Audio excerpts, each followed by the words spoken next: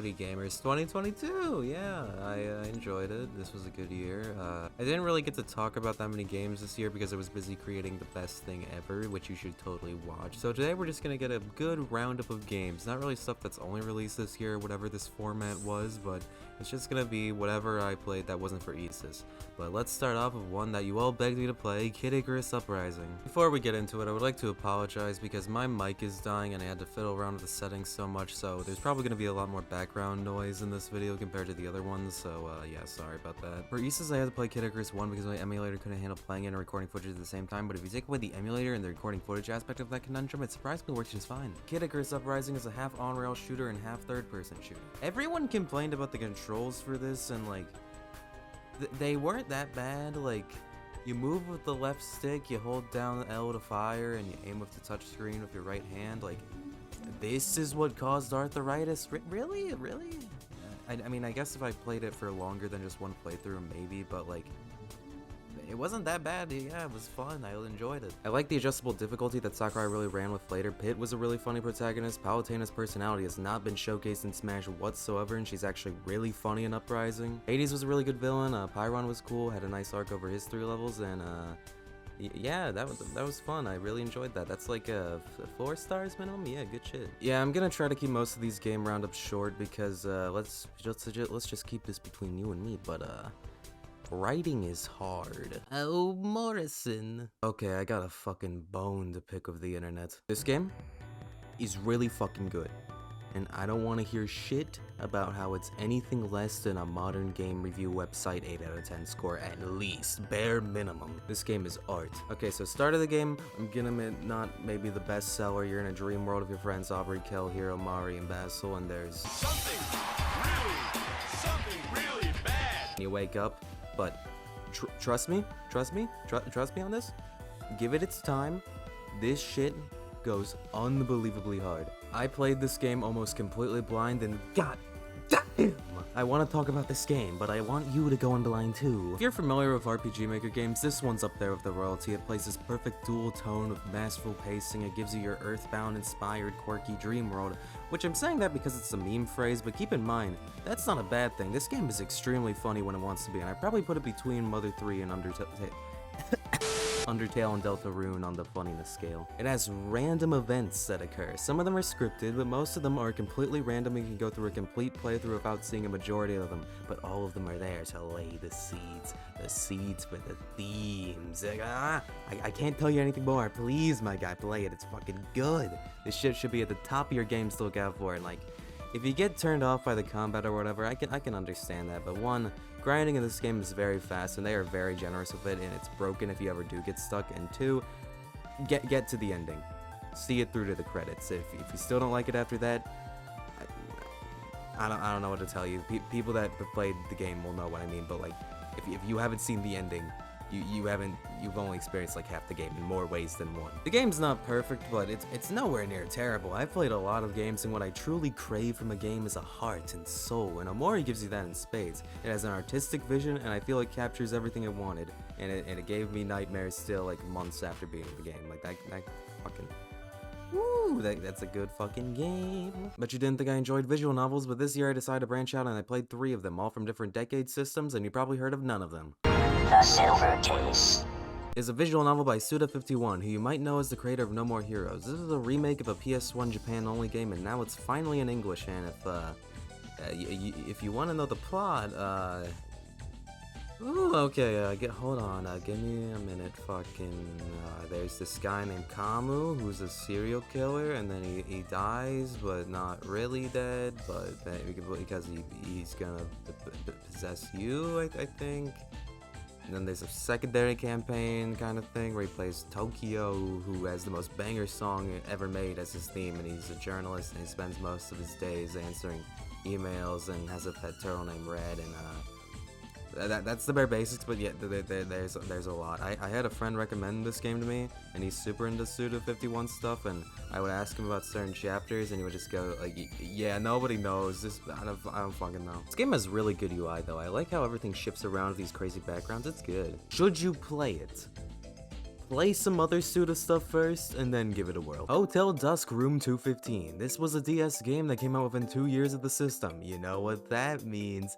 DS gimmicks. Touch the screen, flip it upside down, blow into the mic, close the system to give someone CPR. It's all here. You play as Kyle Hyde, an ex-cop turned door-to-door salesman and has to do some business at a shady hotel with a mysterious past. He gets a room that's said to grant wishes as he's secretly using this business trip to find his long-lost detective partner. This game was published by Nintendo and it has a lot of charm. You hold the DS like a book and it's not annoying. Look at this art style. I don't really want to spoil anything since I feel this is a really good game that most people know nothing about and deserves to be spoiler-free. Just sit back, relax, and return to 2007, complete with a game facts guide open when necessary. This was really nice. I picked this game up at SmashCon this year for like 15 bucks and really enjoyed it. Get it before someone decides that this game is worth like $50 or more because that might happen soon. Nothing is safe. I hate the retro video game market. Also, yeah, sorry about no SmashCon trivia video, but one, the convention center this time was more of one large, very loud room, so the audio would probably be a nightmare, and two, y'all barely even watched the first one. Oh, and last but not least, Critters for Sale.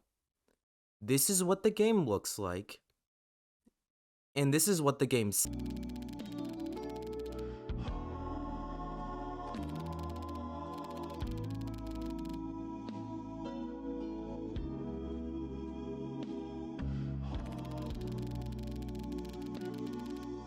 The game's $10 on Steam. It's like 4 hours long. Go play it.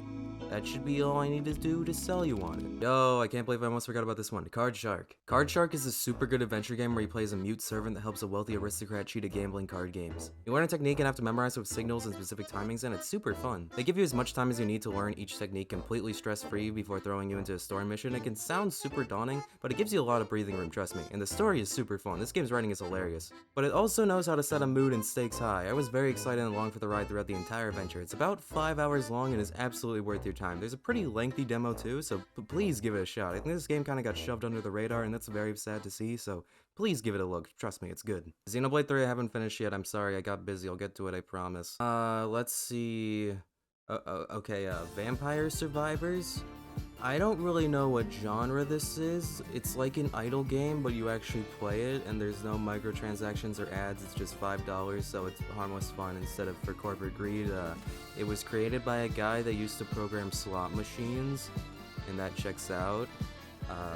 I don't really know how to tell you that this is fun. It's just kind of a game where you watch it and it's a bunch of nonsense, but when you play it, it's still a bunch of nonsense, but it's fun. Back on the Suda train, Killer7, enough visual novels, time for a real-ass video game. This is a game you probably heard the name of, but you have no idea what it's like. This is an on-rails survival horror Resident Evil type game. You can move on a set track, but it's fine because the game was built around it. UN created world peace, but then terrorist suicide bombers sent from heaven called Heaven Smile start blowing people up and they laugh whenever they spawn in, and it makes this sound when you kill them or they explode. You play as Garcian Smith, and Dan Smith, and Kada Smith, and Kevin Smith, and Coyote Smith, and Con Smith, and Masks Day Smith. You have multiple personality disorder, and each personality is a different character who has unique abilities and guns and excels at killing certain types of enemies. You can swap between them on the fly though, so don't worry. This game's full of wacky characters like Susie, the talking decapitated ghost head, who is very vengeful and kills a lot of people but is fine with you specifically. Andrea Almeida, a Texan who became the richest man in the world overnight and has a very fun name, and Trevor Pearl Harbor, who isn't super important, but I think it's hilarious that he's named Trevor Pearl Harbor. This is one of the best games to get into Suda stuff with because a lot of his other games are weird visual novels on weird platforms or whatever, but this is like a real ass game. 20 bucks on Steam, goes on sale, a good GameCube era fun, and it can run on basically anything. Don't worry about your computer being trash, this thing is optimized to run on a potato. I'm probably forgetting some stuff, but that's really all I wanted to talk about, and now an important channel update that you should stick around for. Howdy everyone. I think it's time to discuss some future things that are going to be happening. I think we should start off with the elephant in the room, Isis. Isis didn't do that well. Now, 600 views, that's good. I enjoyed that, but like I am proud of my work. Again, thank you.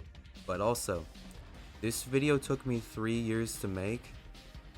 Again, I'm very proud of it, but like, you can't keep really putting that much creative energy into one thing for so long, and to get like $3 from it, like, it's cool. I love the video, but this has to stop, and that's why I'm gonna be starting to phase out YouTube a bit. The channel's not ending, but it's just the natural outcome of wanting to be doing other things like learning to code and real jobs. I still have videos that I want to make. I still have ideas, but it's just that I do not have the resources to do a lot of these things with the expectation of no reward or making back even a fraction of what I spent making on it.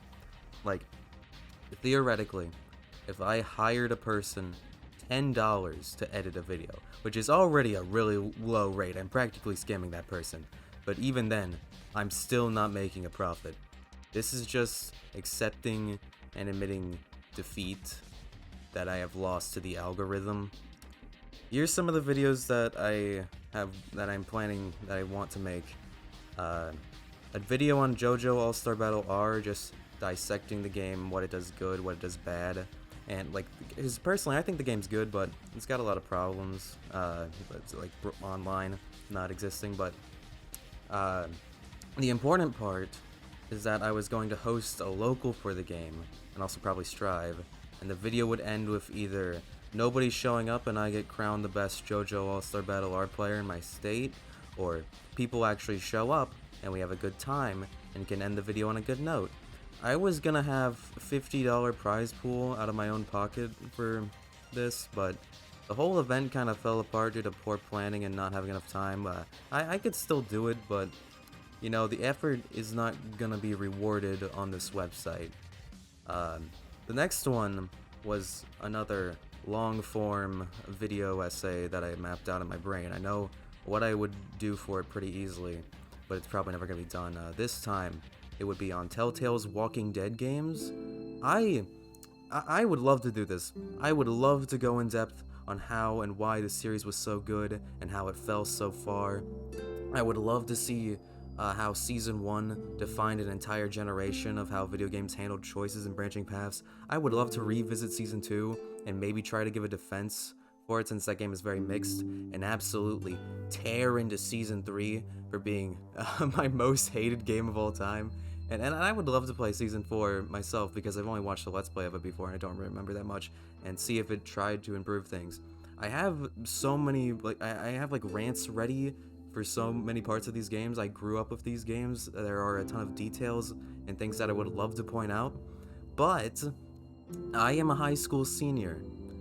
These video essays on average have been getting longer and longer to make, like, period, especially with online schooling being over, and I don't want to start making this I don't want to start making this video now and finish making it when I'm in college. That sounds miserable. I'm sorry.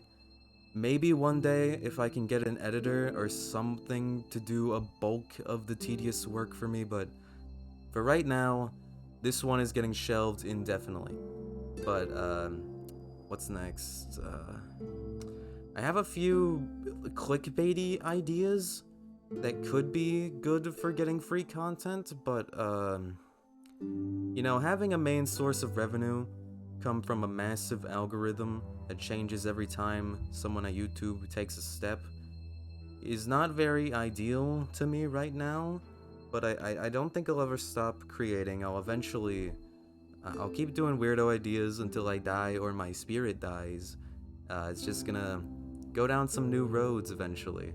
I'll update people on where you can find me, consider that Twitter is exploding, but for now, see ya. Again, the channel is not ending, but we'll see where it goes.